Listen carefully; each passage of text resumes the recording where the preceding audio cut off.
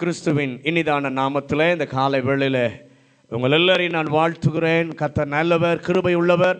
நம்முடைய நாட்களோடு ஒரு நாளையும் ஒரு வாரத்தையும் கூட்டி கொடுத்து இந்த நாளிலே இணைந்து தேவனை நாம் மகிமைப்படுத்துவதற்கு ஆண்டவர் தந்ததான நல்ல வாய்ப்புக்காக, கிருபைக்காக நன்றி சொல்கிறேன். நம்முடைய ஆராதனையிலே தேவன் நம் மத்தியில் இடைப்பட்டார், மகிமைப்பட்டார். இந்த காலை வேளையில் நம்முடைய வார்த்தையை கொண்டும் கர்த்தர் நம்மோடு கூட பேசுவாராக, நம்மோடு கூட இடைபடுவாராக. வாசிக்கலாம். யோவான் எழுதின சுவிசேஷம் 14வது அதிகாரம் 13, 14 வசனங்கள். யோவான் 14வது அதிகாரம் 13, 14 வசனங்களை வாசிக்க கேட்கலாம்.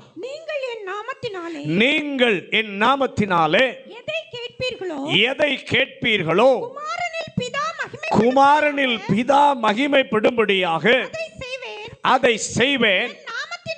என் நாமத்தினாலே நீங்கள் எதை கேட்டாலும் அதை நான் செய்வேன். அந்த ரெண்டு வார்த்தை, அந்த ரெண்டு வசனத்தில் அந்த வார்த்தை இருக்கிறது. அதை நான் செய்வேன். நம்முடைய ஆண்டவர் குறிப்பிட்ட ஒரு காரியத்தை செய்கிற ஒரு தேவன். பக்கத்தில் நல்ல கையை கொடுத்து அவங்க முகத்தை பார்த்து இன்முகத்தோடு, நம்முடைய ஆண்டவர் குறிப்பிட்ட காரியத்தை செய்கிற தேவன்.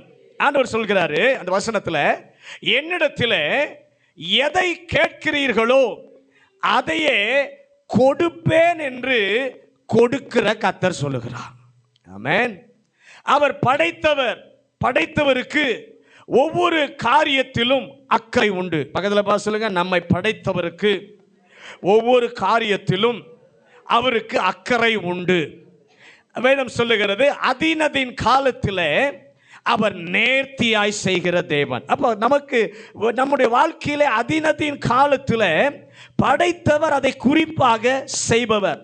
அவர் குறிப்பாக நமக்கு செய்ய காரணம் என்ன என்று சொல்லி பார்த்தோமானால், படைத்தவருடைய அன்பு நம்மேலே இருக்கிறது. படைத்தவருடைய கரிசனை நம்மேலே இருக்கிறதுனாலே, படைத்தவர் அன்புள்ளவர், கரிசனை உள்ளவர் என்பதனாலே நாம் குறிப்பிட்ட காரியத்தை கேட்கும் பொழுது அந்த குறிப்பிட்ட காரியத்திற்கு அவர் பதில் கொடுக்கிறவராக இருக்கிறார். அல்லேலூயா, அல்லேலூயா. நல்ல கவனிங்க, நம்முடைய ஆண்டவர் அது மாத்திரமல்ல, நம்முடைய ஆண்டவர் நம்முடைய எஜமானனாய் இருக்கிறார். படைத்தவர் மாத்திரமல்ல, ஆண்டவர் நம்முடைய எஜமானாய் இருக்கிறார். எஜமானாய் இருக்கிறவர் தன்னுடைய பிள்ளைகளுக்கு என்ன கொடுக்க வேண்டும் என்பதையும் அவர் அறிந்து வைத்திருக்கிறவராய் இருக்கிறார். அந்த எஜமானுக்கு நன்றாக தெரியும், இந்த பிள்ளைக்கு இது எப்ப தேவை, இது எப்ப கொடுக்கணும், எந்த நேரத்தில் கொடுக்கணும், எந்த காலகட்டத்தில் கொடுக்க வேண்டும் என்பது எஜமானனுக்கு நன்றாகவே தெரியும். ஆகவே தான் அவர் நல்ல எஜமான் என்பதை நமக்கு நிரூபணம் செய்வதற்காக அந்த குறிப்பிட்டதை ஆண்டவர் நம்முடைய வாழ்க்கையிலே செய்கிறார். அல்லேலூயா. அவர் சொல்றாரு, அதை செய்வேன். அல்லேலூயா. யாபேஸ் தேவனிடத்தில் விண்ணப்பம் பண்ணுகிறான். கடந்த நாட்களிலே பார்த்தோம். யாபேஸ் தேவனிடத்தில், என்னுடைய கடந்த காலத்தில், என்னுடைய நிகழ்காலத்தில், என்னுடைய எதிர்காலத்தில் நீர் என்ன பண்ண வேண்டும்? மாற்றி காண்பிக்க வேண்டும். என்னுடைய கடந்த காலத்தை நீர் மாற்ற வேண்டும், என்னுடைய நிகழ்காலத்தை மாற்ற வேண்டும், என்னுடைய எதிர்காலத்தை மாற்ற வேண்டும் என்று சொல்லி அவன் கேட்கிறான். தேவன் அதை அவனுக்கு செய்தார். ஆமென், அல்லேலூயா. அதை செய்வதற்கு ஆண்டவன் எப்படி வேணா ஜெபிப்பா, என்ன வேணா சொல்லி ஜெபி என்று சொல்லி ஆண்டவர் சொல்லல. குறிப்பிட்டதை சொல்லி கேள், குறிப்பிட்டதை சொல்லி கேள் என்று சொல்லி சொல்லுகிறார். நல்ல கவனிங்க, இயேசுவினுடைய நாமத்தினாலே, குமாரனுடைய நாமத்தினாலே ஜெபிக்கும்படி ஆண்டவர் குறிப்பிட்டு சொல்லுகிறார். என் நாமத்தினாலே கேட்டால் கர்த்தர் அதை செய்வார். அந்த வசனத்தை மறுபடியும் எடுத்துக்கொள்ளுங்க. யோவான் 14:13 வாசிங்க. யோவான் 14:13. நீங்கள் என் நாமத்தினாலே எதை கேட்பீர்களோ குமாரனில் பிதா மகிமைப்படும்படியாக அதை செய்வேன். நல்ல கவனிங்க, நான் அதை செய்ய ஒரு குறிப்பிட்ட நோக்கம் எனக்கு உண்டு. நீங்கள் எதை கேட்டாலும் என்னாலே அதை செய்ய முடியும். பக்கத்தில் சொல்லுங்க, நீங்க எதை கேட்டாலும் ஆண்டவரால் அதை செய்ய முடியும். ஆனால் எப்படி கேட்டாலும், என்ன விதத்தில் கேட்டாலும் என்னால் செய்ய முடியும், கொடுக்க முடியும். ஆனாலும் இப்படிதான் கேட்க வேண்டும் என்று ஒரு முறைமையை கர்த்தர் வைத்திருக்கிறார். ஆமென். பக்கத்தில் பார்த்து சொல்லுங்க, என்ன கேட்டாலும் கொடுப்பாரு. ஆனால் இப்படிதான் கேட்கணுன்ற ஒரு முறையை கர்த்தர் வைத்திருக்கிறார். அதை எதிர்பார்க்கிறார். அல்லேலூயா, அல்லேலூயா. அவர் தருவதற்கு ஒரு முக்கிய காரணம், அந்த காரணத்திற்காகத்தான் நான் செய்வேன் என்று சொல்லுகிறார். அவர் நம்ம எல்லாருக்குமே தருவதற்கு ஒரு காரணம், அந்த காரியத்தை செய்வதற்காக நான் தருவேன் என்று சொல்லி ஆண்டவர் சொல்லுகிறார். நம்முடைய ஜெபத்திற்கு ஆண்டவர் பதில் கொடுக்க பல காரணங்கள் உண்டு. ஆனால் ஒன்று, நம்மை ஆசீர்வதிக்க விரும்புவதினாலே ஆண்டவர் நம்முடைய ஜெபத்திற்கு பதில் கொடுக்கிறார். அல்லது அவருடைய வார்த்தைக்கு அவர் உண்மை உள்ளவர் என்று நிரூபிக்க விரும்புவதினாலே நாம் ஜெபிக்கிற ஜெபத்திற்கு ஆண்டவர் என்ன பண்ணுகிறார்? பதில் கொடுக்கிறவராய் இருக்கிறார். பதில் கொடுப்பது உண்டு. ஆனால் இந்த வசனத்தில் பார்க்கும் பொழுது ஆண்டவர் தெளிவாய் ஒன்றை சொல்லுகிறதை நாம் பார்க்க முடியும். நான் குறிப்பிட்டதை செய்யும்போது, குறிப்பிட்டதை செய்து, குறிப்பிட்ட நாமத்தினால் கேட்டால், குறிப்பிட்ட காரணத்திற்காக நான் செய்வேன். ஆமென் சொல்லுங்களேன். நல்ல கவனி. ஆண்டு சொல்றாரு, நான் குறிப்பிட்டதை செய்யணும்னா, குறிப்பிட்ட நாமத்தினாலே நீ கேட்டால், குறிப்பிட்ட காரணத்திற்காக நான் அதை செய்வேன். ஏன் செய்வேன்? குமாரனிலே பிதா மகிமைப்படும்படிக்கு நான் செய்வேன். அல்லேலூயா. ஆண்டவரே, நீர் பதில் கொடுக்கும்போது எனக்கு ஆசீர்வாதம் வரும், எனக்கு மேன்மை வரும், எனக்கு கனம் வரும். ஆனால் நீர் செய்வதற்கு முக்கிய காரணம் அதுவல்ல. நீர் செய்ய காரணம் பிதாவானவர் குமாரனிலே மகிமைப்பட வேண்டும் என்பதற்காகத்தான் நீர் செய்கிறீர். அல்லேலூயா. நல்ல கவனிங்க. ஆண்டவர் நம் ஒவ்வொருடைய வாழ்க்கையின் மூலம் தேவன் மகிமைப்பட வேண்டும். பக்கத்தில் பாசலுங்க, உங்க வாழ்க்கையின் மூலம் தேவன் மகிமைப்பட வேண்டும். அதான் கர்த்தர் விரும்புகிறார். அல்லேலூயா. நீர் செய்வதற்கு காரணம், நெருக்கத்தில் இருக்கிற என்னுடைய சூழ்நிலையின் மூலம், என்னுடைய காரியத்தின் மூலம் நீர் இயேசுவிலே மகிமைப்பட வேண்டும். ஏன்?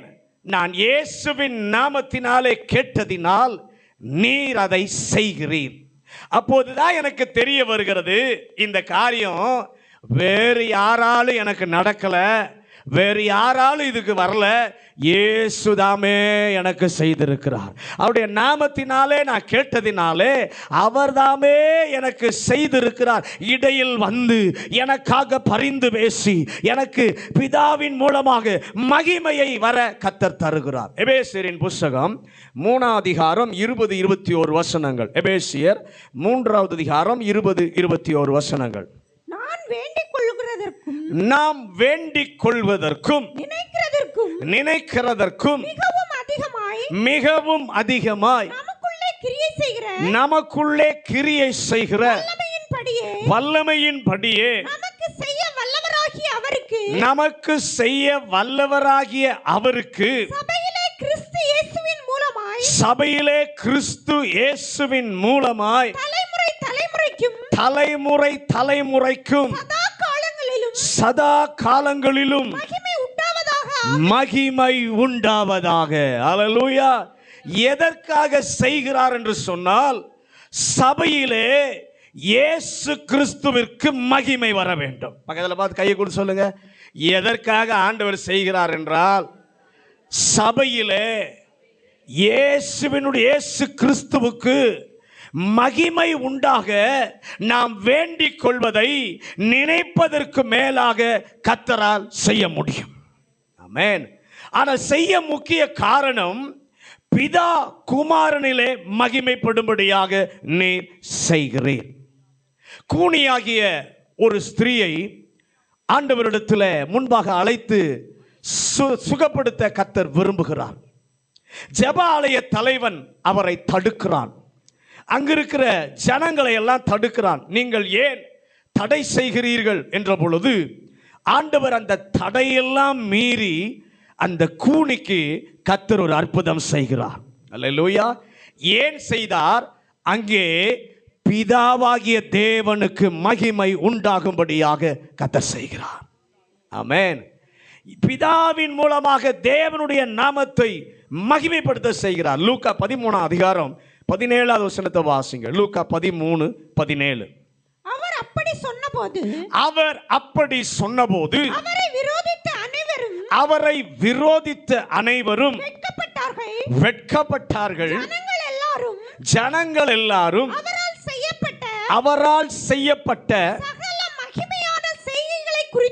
சகல மகிமையான செய்கைகளை குறித்தும் சந்தோஷப்பட்டார்கள். என்ன தடை பண்ணாலும் இடைஞ்சல் வந்தாலும் தேவன் அதை மீறி அங்கே அற்புதம் செய்யும்போது என்ன நடக்கிறது? அவர் அதை செய்து முடித்த போது சகல அவர் செய்த மகிமையான செய்கைகளை குறித்து ஜனங்கள் சந்தோஷப்பட்டார்கள். அல்லேலூயா. இந்த காலையில் கை உயர்த்தி, ஆண்டவரே, எங்கள் நடுவிலும் நீர் பதில் கொடுக்க வல்லவராய் நீர் இறங்கி வந்திருக்கிறீர். சபையிலே இயேசு மூலமாய் பிதாவாகிய தேவனுக்கு மகிமை வர வேண்டும் என்பதற்காக நீர் செய்கிறீர். இன்றைக்கு அதை செய்வீராக. என்னாகமத்தின் புஸ்தகம் 12வது அதிகாரம் 1, 2, 8, 14 வசனங்களை வாசிக்க கேட்போம். கொஞ்சம் பொறுமையாக நம்ம வாசிக்க கேட்போம். ரொம்ப முக்கியமான ஒரு காரியம். என்னாகமம் 12வது அதிகாரம் 1, 2, 8, 14 வசனங்கள். எத்தியோப்பியா தேசத்து ஸ்திரீயை மோசே விவாகம் பண்ணி இருந்தபடியினால் மிரியாமும் ஆரோனும் அவன் விவாகம் பண்ணின எத்தியோப்பியா தேசத்து ஸ்திரீயின் நிமித்தம் அவனுக்கு விரோதமாய் பேசி கர்த்தர் மோசேயை கொண்டு மாத்திரம் பேசினாரோ, எங்களை கொண்டும் அவர் பேசினது இல்லையோ என்றார்கள். கர்த்தர் அதை கேட்டார். நல்ல கவனிங்க. ஒரு நிமிஷம் இருங்க. மோசேயை கொண்டு மாத்திரம் பேசினாரோ, எங்களை கொண்டும் அவர் பேசினது இல்லையோ என்றார்கள். கர்த்தர் அதை கேட்டார். நல்ல கவனிங்க. நம்ம பேசுற வார்த்தையை கூட கர்த்தர் கவனிக்கிறார். வார்த்தையிலே கூட கர்த்தருடைய நாமம் மகிமைப்படுகிற வார்த்தைகள் தான் கடந்து வரணும். இப்ப வாசிங்க 8வது வசனம்.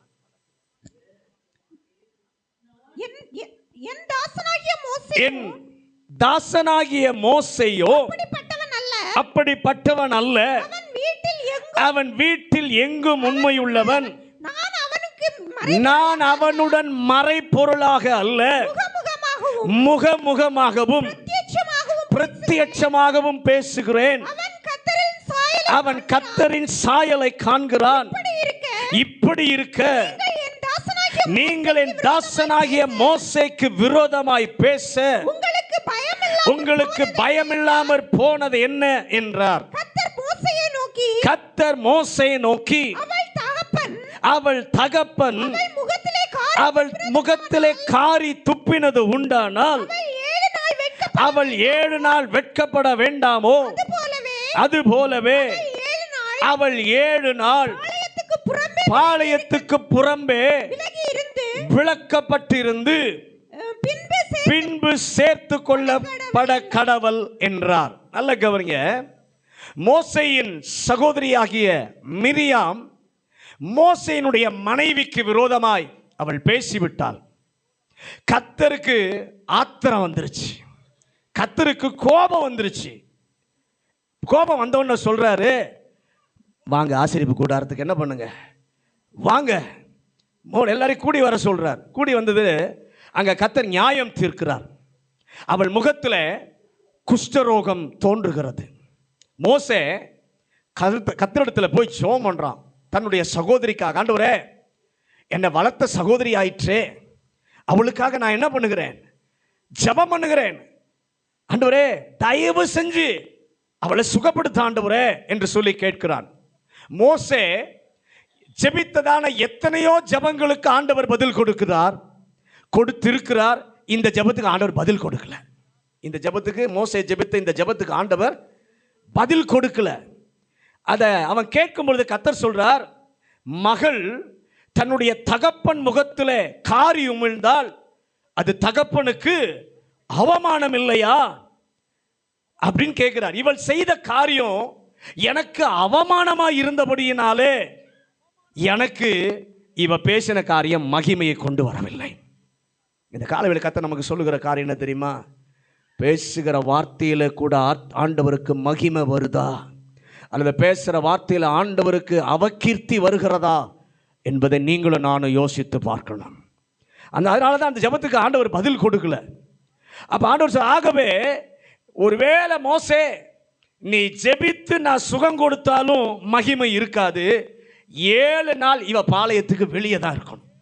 7 நாள் பாளையத்துக்கு வெளியே தான் இருந்தாக வேண்டும். ஆண்டவர் மோசேயின் ஜெபத்திற்கு பதில் கொடுக்காததற்கு காரணம், பதில் கொடுத்திருந்தால் அது தேவனுக்கு மகிமையை கொண்டு வந்திருக்காது. இஸ்ரவேல் ஜனங்கள் அவர்கள் அடிமைகளாய் இருந்தபோது ஜெபம் பண்ணுகிறார்கள், எங்களை வெளியே கொண்டு வாரும் ஆண்டவரே. அந்த ஜெபத்திற்கு ஆண்டவர் பதில் கொடுத்தார். ஏசாயா 60:1-2 61 வாசிங்க. ஏசாயா 60:1-2 61-3. எழும்பி பிரகாசி, உன் ஒளி வந்தது, கர்த்தருடைய மகிமை உன்மேல் உதித்தது. இதோ காரிருள் பூமியையும் காரிருள் ஜனங்களையும் மூடும். ஆனாலும் உன்மேல் கர்த்தர் உதிப்பார், அவருடைய மகிமை உன்மேல் காணப்படும். சீயோனிலே துயரப்படுகிறவர்களை சீர்படுத்தவும், அவர்களுக்கு சாம்பலுக்கு பதிலாக சிங்காரத்தையும், துயரத்துக்கு பதிலாக ஆனந்த தைலத்தையும், ஒடுங்கின ஆவிக்கு பதிலாக துதியின் உடையையும் கொடுக்கவும் அவர் என்னை அனுப்பினார். அவர்கள் கர்த்தர் தம்முடைய மகிமைக்கென்று நாட்டின நீதியின் விருட்சங்கள் என்னப்படுவார்கள். அவர்களை வெளியே கொண்டு வர ஜெபித்த அந்த ஜெபத்திற்கு ஆண்டவர் பதில் கொடுத்து விடுதலையாக்க வரும்போது கர்த்தருடைய வார்த்தை சொல்லுகிறது, கர்த்தருடைய மகிமை உன்மேல் உதித்தது. அவருடைய மகிமைக்கென்று உங்களையும் என்னையும் கர்த்தர் ஏற்படுத்தி இருக்கிறார். விசுவாசிக்கலாம் கையை உயர்த்தி, ஆண்டவரே உம்முடைய மகிமைக்கென்ற நாட்டின விருட்சங்களாய் எங்களை கர்த்தர் ஏற்படுத்தி இருக்கிறதற்காக உமக்கு நன்றி சொல்லுகிறோம். தேவன் பதில் கொடுப்பது நம்மை ஆசீர்வதிப்பதற்காக மட்டுமல்ல, அவருக்கு அதன் மூலம் மகிமை வர வேண்டும் என்பதற்காகத்தான் கர்த்தர் ஜெபத்திற்கு பதில் கொடுக்கிறார். அல்லேலூயா. வேதத்தில் வாசித்து பார்க்கும் பொழுது ஆலயம் இடிபட்டு விட்டது. இடிபட்ட ஆலயத்தை நினைத்து ஜனங்கள் அழுகிறார்கள். ஆண்டவரே எங்களுக்கு ஆலயம் இல்லையே என்று வருத்தப்பட்டார்கள். வருத்தப்பட்டதோடு நிறுத்தவில்லை, ஜெபம் பண்ணினார்கள். கர்த்தர் பதில் கொடுத்து ஆலயத்தை திரும்ப எடுப்பித்து கட்ட கர்த்தர் என்ன பண்ணுகிறார்? கிரியை செய்கிறார். எதற்காக செய்தார்? ஆராதனை செய்வதற்கு வசதியாய் இருக்கும் என்பதற்காக ஆலயத்தை கர்த்தர் திரும்ப கட்டவில்லை. எதற்காக ஆண்டவர் கட்டினார்? ஆகாயின் புஸ்தகம் 1-8 ஆகாய் 1-8 அதிகமாய் வரும் என்று நீங்கள் எதிர்பார்த்தும் இதோ கொஞ்சம் கிடைத்தது, நீங்கள் அறுத்து வீட்டுக்கு கொண்டு வந்தும் நான் அதை ஊதி போடுகிறேன். எதின் நிமித்தம் என்றால் என் வீடு பாழாய் கிடக்கும் போது நீங்கள் எல்லாரும் அவனவன் தன் வீட்டுக்கு ஓடி போகிறீர்களே, இது நிமித்தமே என்று சேனைகளின் கர்த்தர் சொல்லுகிறார். ஆலயத்தை கட்டினதனுடைய நோக்கம் ஆண்டவருடைய மகிமை விளங்குவதற்காக. எல்லாரும் கையை உயர்த்தி, ஆண்டவரே நான் உம்மிடத்தில் ஜெபத்தை வைக்கும் பொழுது என்னுடைய முதல் ஆசை இதன் மூலம் உமக்கு வாழ்க்கையிலே மகிமை இருக்க வேண்டும் என்று சொல்லி அந்த சிந்தனை இருக்க உதவி செய்யும்.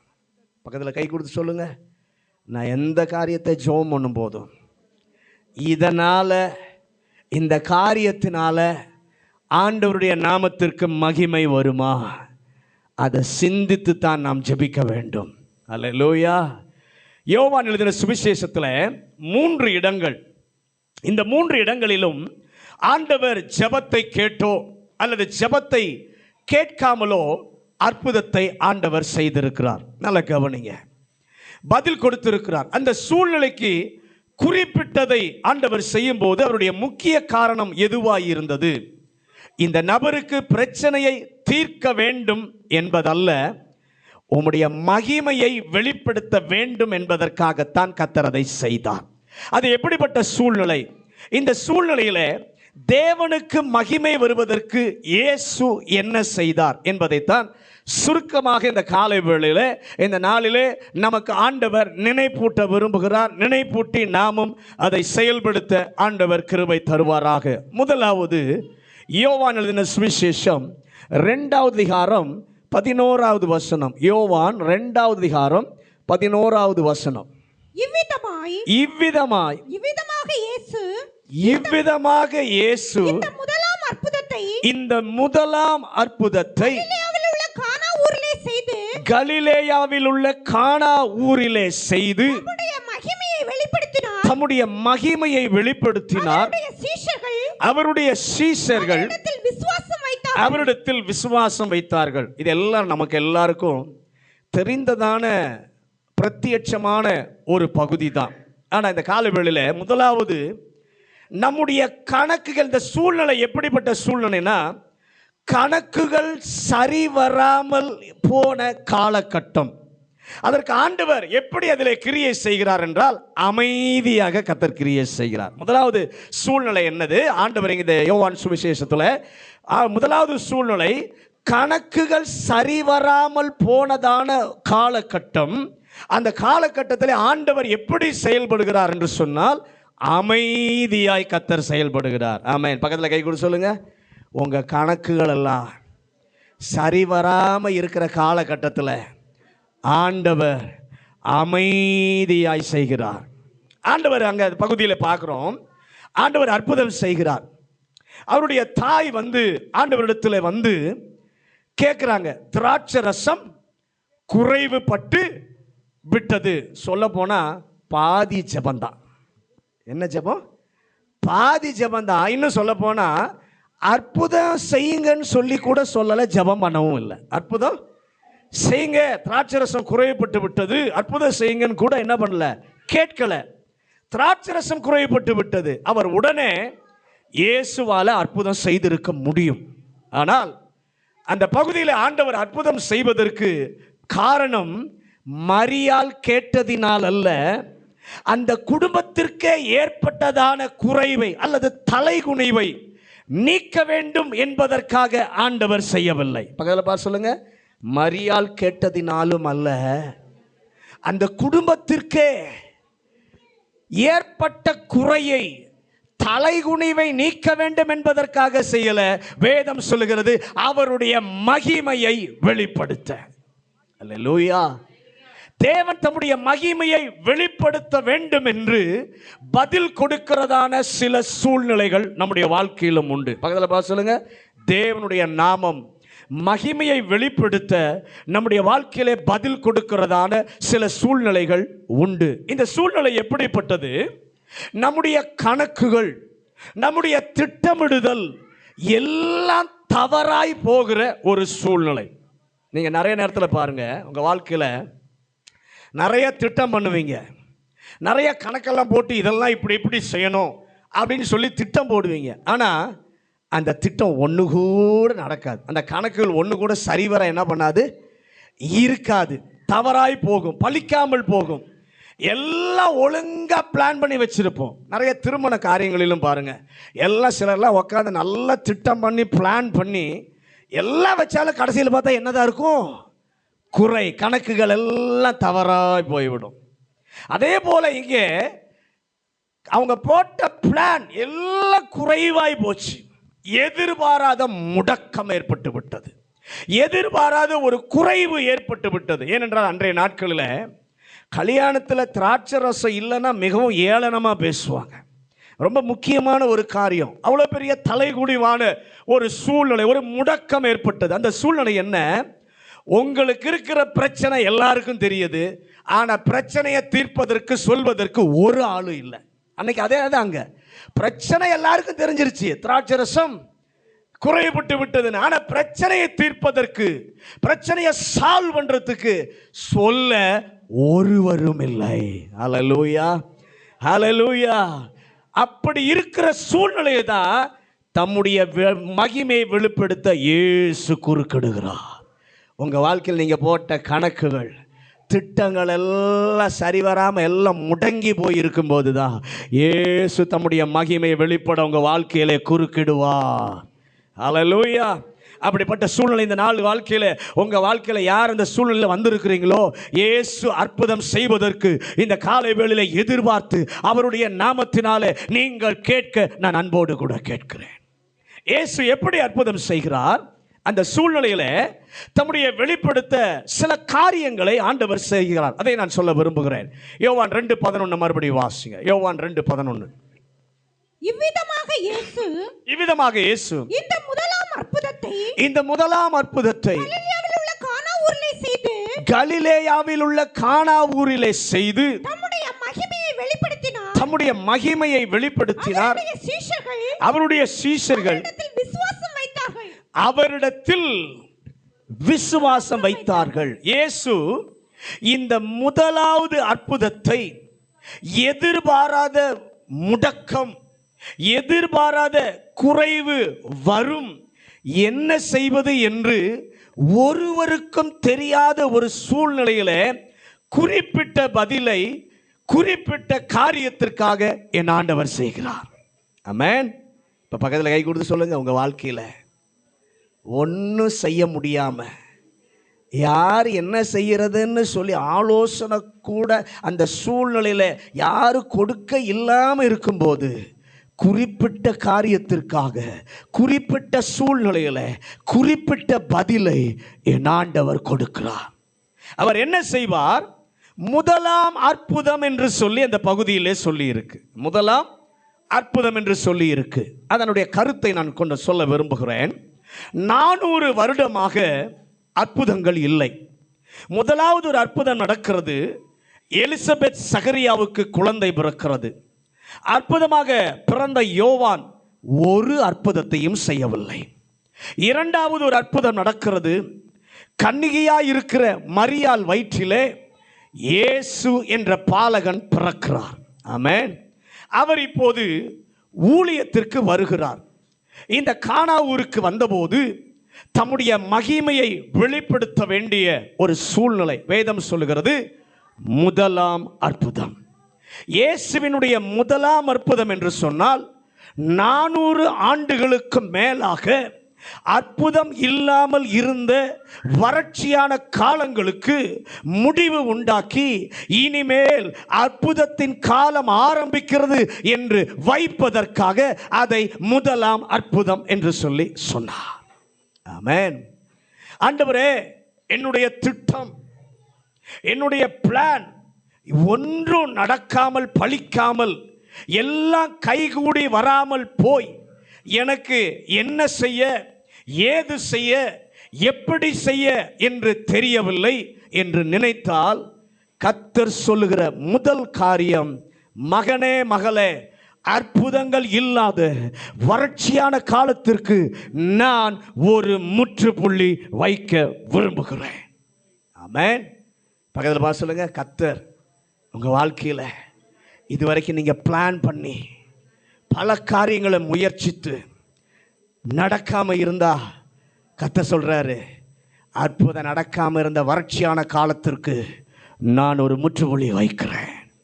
அல்லேலூயா என்று கர்த்தர் வைக்க விரும்புகிறார். ஏலி தீர்க்கதரிசி இருக்கிறார்.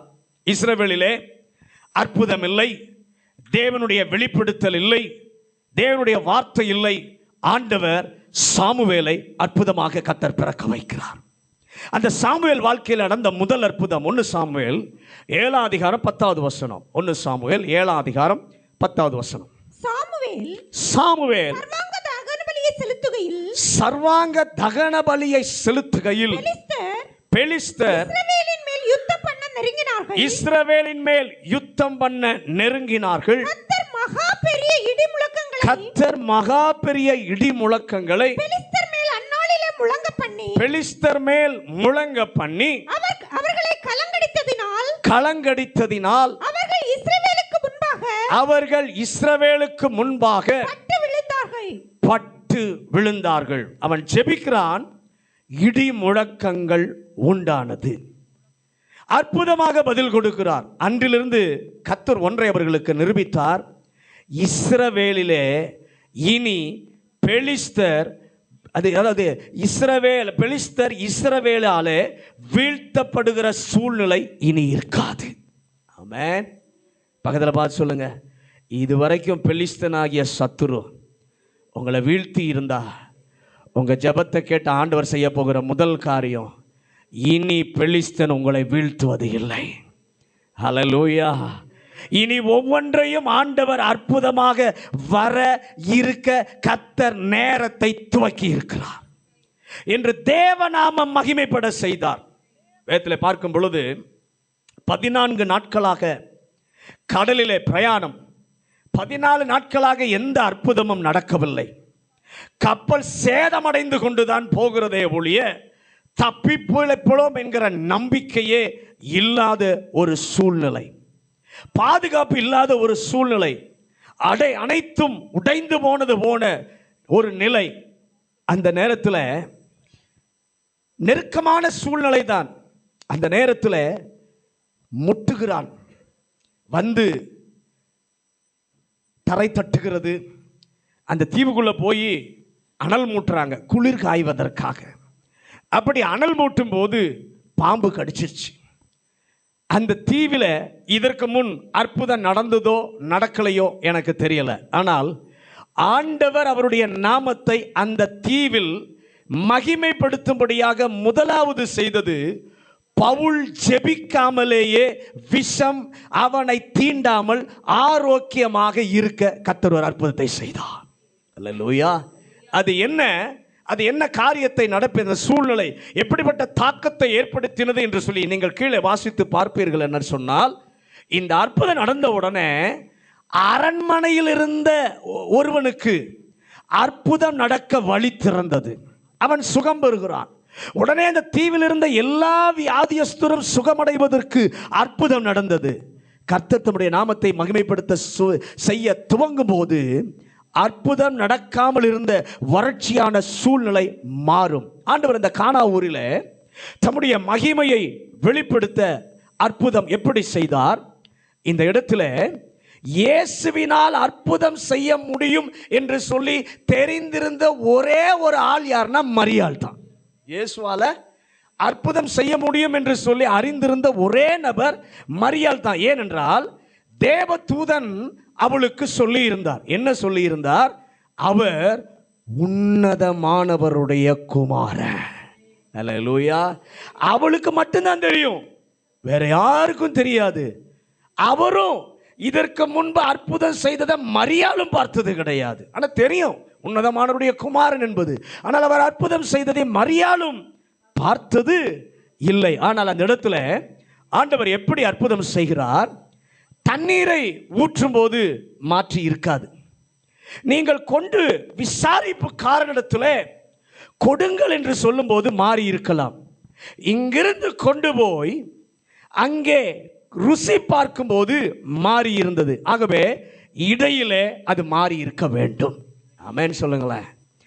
எப்போது நடந்தது எனக்கு தெரியாது, எப்போது நடந்தது யாருக்கும் தெரியாது. அல்லேலூயா. எனக்கும் தெரியாது, உங்களுக்கும் தெரியாது, யாருக்கும் தெரியாது எப்ப அற்புதம் நடந்தது என்று சொல்லி. ஆனால் யாருக்கும் தெரியாமல் அமைதியாக நடந்த தேவ செயல் அது. உங்க வாழ்க்கையில் இந்த மாதத்தில் கர்த்தர் செய்ய விரும்புகிறார். உங்களுக்கும் தெரியாம, உங்களை சுற்றி இருக்கிறவங்களுக்கும் தெரியாம, உங்க உறவுகளுக்கும் தெரியாம, உங்க கண்ணுக்கே வெளிப்படாம அமைதியாக கர்த்தர் கிரியை செய்ய போகிறார். ஹல்லேலூயா. ஆண்டவரே, ஒரு நிமிஷம் எல்லாம் கையை உயர்த்தி, ஆண்டவரே இந்த ஆண்டவரே உங்கள் நாம மகிமைப்படுவதற்கு இந்த வாரத்தில் இந்த மாதத்தில் ஒன்றை எனக்காக செய்யுங்க ஆண்டவரே. என் கண்ணுக்கும் தெரிய வேண்டாம், யாருக்கும் அது புரியவும் வேண்டாம். ஆனால் முழுமையாக நிறத்தை, சுவையை, தன்மையை அனைத்தையும் மாற்றி அமைக்கக்கூடிய இயேசுவின் வல்லமை எங்கள் குடும்பத்துக்குள்ளே கடந்து வருவதாக ஒரு பெரிய மாற்றத்தை கொடுப்பீராக. எத்தனை பேர் விசுவாசிக்கிறீங்க? நான் விசுவாசிக்கிறேன், உங்களுக்கும் தெரியாம மற்றவர்களுக்கும் புரியாம அமைதியா கர்த்தர் செய்ய போகிறார். தேவனுடைய நாம மகிமை உங்களுக்காக அல்ல, தேவ நாம மகிமைப்படுவதற்காக அவருடைய வல்லமையினாலே கர்த்தர் அதை செய்யத்தான் போகிறார். காலையில கதவை திறந்து பார்த்தா பாளையம் முழுவதும் மன்னாவாய் நிரம்பி இருக்கிறது. கதவை திறந்து பார்த்தா பாளையம் முழுவதும் மன்னாவாய் கிடக்கிறது. ஒருவருக்கும் தெரியாது எப்போ இது வந்துச்சு, எப்படி வந்தது. முதல் முறை வரும்போது எவருக்குமே தெரியாது. அப்படி வரும் என்பதை அறிந்து ஆண்டவர் சொன்னார், விடியற் காலத்தில் என்னுடைய மகிமையை காண்பீர்கள். யாத்திராகமம் 16 அதிகாரம் 7வது வசனத்தை வாசி. யாத்திராகமம் 16:7. விடியற் காலத்தில் மகிமையை காண்பீர்கள், கர்த்தருடைய மகிமையை காண்பீர்கள். கர்த்தருக்கு விரோதமாக உங்கள் முறுமுறுப்புகளை அவர் கேட்டார். நீங்கள் எங்களுக்கு விரோதமாய் முறுமுறுக்கிறதற்கு நாங்கள் ஏமாத்திரம் என்றார்கள். ஒரு நிமிஷம் எல்லாரும் கையை உயர்த்தி, ஆண்டவரே எங்கள் சூழ்நிலையில அப்படி நாம மகிமைப்பட ஒன்றை செய்யும். சத்தம் போட்டு பெரிதாய் பிரபல்யமாய் அல்ல ஆண்டவரே, யாருக்கும் தெரியாமல் ஆனால் முழுவதும் மாறக்கூடிய அற்புத திருப்பத்தை தரும் ஒன்றாய் இந்த காலைவேளையில் எங்களுக்கு தார் ஆண்டவரே. ஹல்லேலூயா, ஹல்லேலூயா. சத்தம் போட்டு பிரபல்யமா அதை இருக்கணும் அப்படின்ற அவசியம் இல்லை. யாருக்குமே தெரியாமல் அமைதியாய் கிரியை செய்கிற கர்த்தர் நம்மோடு கூட இருக்கிறார். அவங்களுக்கு தெரியாம எப்படி வந்துச்சு, மன்னா எப்படி வந்துச்சு, காலையில் கதவை திறந்து பார்த்தா அவங்களுக்கு ஆச்சரியம். ஆனால் முதல்ல சொல்லிட்டார் ஆண்டவர். என்ன சொன்னாரு? விடியற் காலத்திலே என்னுடைய மகிமையை காண்பீர்கள். கதவை திறந்து பார்த்தா பாளையமெல்லாம் மன்னாவா இருக்கு. இதுக்காக தானே முறுமுறுத்தாங்க. ஆண்டவருக்கு அதிகாலையில் யாருக்கும் தெரியாம எப்படி வந்துச்சு, எங்கிருந்து வந்துச்சு எதுவும் தெரியாது. ஆனால் கர்த்தர் அமைதியா கிரியை செய்வார். உங்களுக்கு ஒன்று சொல்லுகிறேன், இந்த காலை வேளையில் எங்கிருந்து உங்களுக்கு வரும், எங்கிருந்து நடக்கும் தெரியாது. ஆனால் கர்த்தர் அமைதியாக உங்களுக்காக கிரியை செய்வார். உங்கள் கண்ணும் காணாது, யார் கண்ணும் காணாது, புரியவும் புரியாது. ஆனால் அமைதியாக கர்த்தர் கிரியை செய்வார். 2 ராஜாக்கள் 3 அதிகாரம் 20வது வசனத்தை வாசிங்க. 2 ராஜாக்கள் 3:20. மறுநாள் காலமே பலி செலுத்தப்படும் நேரத்தில் இதோ தண்ணீர் ஏதோம் தேசம் வழியாய் வந்ததினால் தேசம் தண்ணீரால் நிரம்பிற்று. விடியற் காலத்தில் பலி செலுத்தப்படுகிற நேரத்தில் தண்ணீர் ஏதோம் தேசம் வழியாய் வந்ததினாலே ஒருவருக்கும் தெரியாது இது எப்படி வந்துச்சு, எப்பொழுது வந்துச்சு, எவ்வளவு வந்துச்சு, ஒன்றும் தெரியல. காலையில் எழும்பி பார்த்தால் தண்ணீர் இருக்கிறது. கர்த்தர் தம்முடைய நாமத்தை மகிமைப்படுத்த செய்கிற செயல் அப்படித்தான் இருக்கும். அல்லேலூயா. நமக்கு என்ன செய்ய என்று தெரியாது. ஆண்டவர் அமைதியாக எல்லாவற்றையும் முழுவதும் மாற்றி அமைத்து அற்புதம் செய்ய வல்லவர். எத்தனை பேர் அதை விசுவாசிக்கிறீங்க? பக்கத்தில் கையை கொடுத்து, எதுவும் உங்களுக்கு தெரியாது, ஆனால் எல்லாவற்றையும் முழுவதுமாய் மாற்றி அற்புதம் செய்ய இயேசுவுக்கு முடியும். அல்லேலூயா. இவ்வளவு பெரிய அற்புதத்தை செய்ய அவர் பிரபல்யமான எதையும் பயன்படுத்தவில்லை. பக்கத்தில் பார்த்து சொல்லுங்க, இவ்வளோ பெரிய அற்புதம் செய்ய பிரபல்யமான எதையும் கர்த்தர் பயன்படுத்தவில்லை. யாரை பயன்படுத்தினார் தெரியுமா? சாதாரண வேலைக்காரன், சாதாரண கற்சாடி, சாதாரண தண்ணீர். பக்கத்தில் பார்த்து சொல்லுங்க, இவ்வளோ பெரிய அற்புதம் செய்ய பிரபல்யமான ஆளை யாரையும் கொண்டு வரல, வரம் பெற்றவங்களை கொண்டு வரல. சாதாரண வேலைக்காரன், வெளியே கால் கழுவ வைக்கப்பட்டிருக்கிற கற்சாடி, சாதாரணமாக குடிக்கிற தண்ணீர், இதைத்தான் இவ்வளவு பெரிய அற்புதம் செய்ய கர்த்தர் பயன்படுத்தினார். எதற்காக பயன்படுத்தினார்? தம்முடைய நாமத்தை மகிமைப்படுத்துவதற்காக. பெலிஸ்தர் இஸ்ரவேலுக்கு விரோதமாக விரோதிகள் அணிவகுத்து நிற்கிறார்கள். சிசராவினுடைய சேனை பார்த்தா ரொம்ப வலுவாய் பெரிதாய் இருக்கிறது. அவ்வளவு பெரிய சேனையை ஆண்டவர் அழித்து இஸ்ரவேலுக்கு வெற்றி கொடுக்கல, இஸ்ரவேலின் தேவனை போல ஒருவர் இல்லை என்று சொல்லி தம்முடைய நாமத்தை உயர்த்தி காட்டுவதற்காகத்தான் அற்புதம் செய்தார். அல்லேலூயா. கர்த்தருடைய பிள்ளையே, உனக்காக கர்த்தர் அற்புதம் செய்யவில்லை. உன்னோடு இருக்கிற தேவனை போல வேறு ஒருவரும் இல்லை என்பதற்காக, காட்டுவதற்காக, நிரூபிப்பதற்காக அவர் அற்புதம் செய்யும் போது உங்களை சாதாரணமாக இருக்கிற ஆளை கர்த்தர் பயன்படுத்துவார். வேதத்தில் பார்க்கும்போது சாதாரண பெண், சாதாரண சுத்தி, ஒரு சாதாரண ஒரு ஆணி. என்னது? சாதாரண பெண், சாதாரண சுத்தி, சாதாரண ஆணி. இது எல்லாருக்கும் தெரிஞ்ச ஒன்று தான், அற்பமாக நினைக்கக்கூடிய ஒன்று. ஆனால் அதை வச்சு கர்த்தர் சூழ்நிலையை மாற்றி காண்பித்தார்.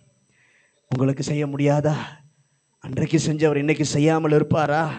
கண்டிப்பாக செய்வார். இந்த நாளில் உங்களுக்கு ஆண்டவர் செய்ய இருக்கிற காரியம் உங்கள் எதிர்காலத்தையே மாற்ற போகிறது. எத்தனை பேர் விசுவாசிக்கிறீங்க? உங்கள் எதிர்காலத்தில் இதுவரைக்கும் இருந்த வறட்சியெல்லாம் கர்த்தர் நீக்கி அவர் கொடுக்கிற உன்னத அனுபவத்திற்கு நேராக கர்த்தர் கொண்டு வரும்போது எப்படி திரும்ப கொண்டு வருகிறார்? பிரபல்யமாக இல்லை, அமைதியாக கிரியை செய்கிறார். அமைதியாக, யாருக்கும் தெரியாமல், உங்களுக்கும் தெரியாமல், மற்றவங்களுக்கும் தெரியாமல் அமைதியாக கிரியை செய்கிற தேவ செயல் வெளிப்படணும்னா தேவனுக்கு உங்களை விட்டு கொடுங்க. அவர் கிரியை செய்ய விட்டு விடுங்க. மரியாள் செஞ்சது அறகுறை ஜபந்தான், பாதி ஜபந்தான், திராட்சை ரசம் இல்லைன்னு. ஆனால் ஆண்டவர் அற்புதம் செஞ்ச போது எல்லாரும் சொன்னாங்க, இந்த திராட்சை ரசம் இதுவரைக்கும் எங்கே இருந்துச்சு? முன்பு இருந்த ரசத்தை விட அது அதிக ருசி உள்ளதா இருக்கிறதே. தேவன் உங்கள் வாழ்க்கையில் அமைதியாக கிரியை செய்யும் போது அநேகர் சொல்லுவார்கள், இவர்களோடு இருக்கிற இயேசு பெரியவர், இவர் செய்கிற காரியம் பெரியது, இவர்களுக்காக அவர்கள் செய்கிற காரியம் மகத்துவம் உள்ளது, இவர்களுக்காக அவரே இவங்களுக்காக யுத்தம் பண்றார், அவரே இவங்களுக்கு ஆலோசனை தந்து நடத்துகிறார் என்று சொல்லி உங்களை பார்க்கிற கண்கள் சொல்லும். அப்படி நடத்துவதற்கு விட்டு கொடுங்க. முழங்காற்படிடுவோம். முழங்காற்படிட்டு ஒரே ஒரு காரியம் தான் பேசியிருக்கேன். நம்முடைய கணக்குகள் எல்லாம் பலிக்காமல் போன காலகட்டம்.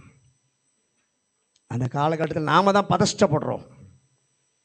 என் கணக்கு சரிவரலையே, என் பிளான் சரி வரலையே, இது நடக்கலையே, நாம தான் பதஷ்டப்படுறோம், அவசரப்படுறோம். ஆனால் ஆண்டவர் அமைதியாக கிரியை செய்கிறார். அமைதியாக கிரியை செய்ய காரணம் என்ன தெரியுமா? கானாவூரில் ஆண்டவர் செய்ததுக்கு மரியாள் கேட்டதுக்கு காரணம் இல்லை, அந்த வீட்டுக்கு ஏற்பட்ட குறைவு தலை கொண்டு நீக்கும், அது இல்லை, இயேசுவின் நாமம் அங்கே மகிமைப்பட வேண்டும். அதற்காகத்தான் கர்த்தர் அமைதியாக செயல்பட்டார். உங்கள் வாழ்க்கையில் கர்த்தர் செயல்படுவதற்கு, அமைதியாக செயல்பட கர்த்தர் காரணம் என்ன தெரியுமா? உங்களுக்காக அல்ல, உங்கள் நிமித்தம் தேவ நாமம் மகிமைப்பட வேண்டும். இந்த காலைவேளை ஒப்பு கொடுங்க. நாம கேட்டது போல், ஆண்டவரே, நான் பேசுகிற வார்த்தையில் கூட உங்கள் நாமம் மகிமைப்படணும் ஆண்டவரே. ஏனென்றால் பேச்சில் கூட தேவ நாமம் மகிமைப்படலாம், ஆண்டவர் கோபப்படுவார். இந்த கோபத்துக்கு நாம் ஆளாகக்கூடாது. அதில் ஆண்டவர் வைராக்கியம் உள்ளவர். நம்முடைய பேச்சு, நம்முடைய எதுவுமே ஆண்டவரை மகிமையை கொண்டு வராமல் அவகீர்த்தியை கொண்டு வருகிற எது இருந்தாலும் இன்னைக்கு அர்ப்பணிங்க. ஆண்டவரே, இது அடிக்கடி என் வாழ்க்கையில் தலை தூக்குதப்பா, இன்னைக்கு நான் ஒப்பு கொடுக்குறேன். ஆண்டவரே, எதிலையும் உங்க நாமம் மகிமைப்படுவதற்கு ஏதுவா இருக்கிறதா என்பதை பார்த்து தான் நாம ஜெபிக்கணும். நம்ம கேட்கிற விண்ணப்பம் கூட, இந்த விண்ணப்பத்தினாலே ஆண்டவருடைய நாமத்திற்கு மகிமை வருமா? இந்த காரியத்தினாலே தேவ நாமம் உயர்த்தப்படுமா, மகிமைப்படுத்தப்படுமா என்பதை உணர்ந்து கேட்கிற ஒரு சிந்தை நமக்கு வேணும். சாதாரணமான வேலைக்காரன், சாதாரணமான கற்சாடி, சாதாரணமான தண்ணீர், அதை வைத்துதான் தேவன் அமைதியாக அற்புதம் செய்தார். சாதாரணமான ஒரு பெண், சாதாரண ஒரு சுத்தி, சாதாரண ஒரு ஆணி, அதை வச்சு தான் சிசராவை ஆண்டவர் மேற்கொண்டார். ஜெயத்தை கர்த்தர் கொடுத்தார். அதே தேவன் தான் நம்முடைய தேவன். அதே தேவன் தான் நம்முடைய தேவன்.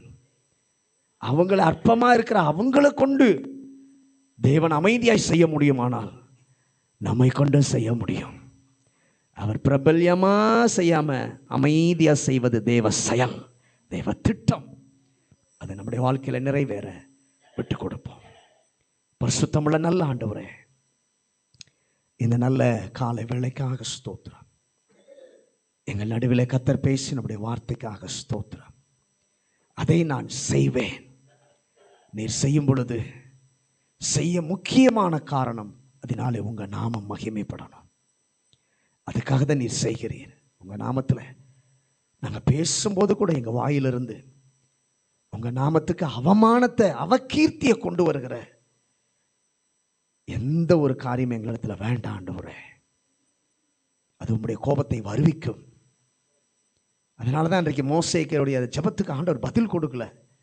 தகப்பனுடைய முகத்தில் மகள் காரி துப்புனது உண்டானால் அது வெட்கம் அல்லவோ, அவமானம் அல்லவோ? ஆண்டவருக்கு விரோதமாக பேசியிருந்தா அது ஆண்டவருக்கு அவமானம். ஆண்டவருடைய காரியத்திற்கு விரோதமாக பேசியிருந்தா அது அவமானம் அவருக்கு. இந்த காலையில் ஒப்பு கொடுங்க ஆண்டவரே, நான் பேசியிருந்தேன், என்ன மன்னிச்சிருங்க ஆண்டவரே. மோசே ஜெபம் பண்ணி பார்த்தான், என்ன பலத்த சகோதரி ஆயிற்றே, என்னை காப்பாத்தினவங்களாயிற்றே, சுகத்தை தாங்கப்பா. ஆண்டவர் சொல்லிட்டார், இல்லப்பா அவள் அவமானத்தை சந்தித்து தான் ஆகணும். ஏன்னா என் நாமத்துக்கு அவள் அவமானத்தை கொண்டு வந்துட்டா. 7 நாள் அவள் பாளையத்தில் அவள் இருந்து தான் ஆகணும். இந்த நிலைமை யாரும் நமக்கு வரக்கூடாது.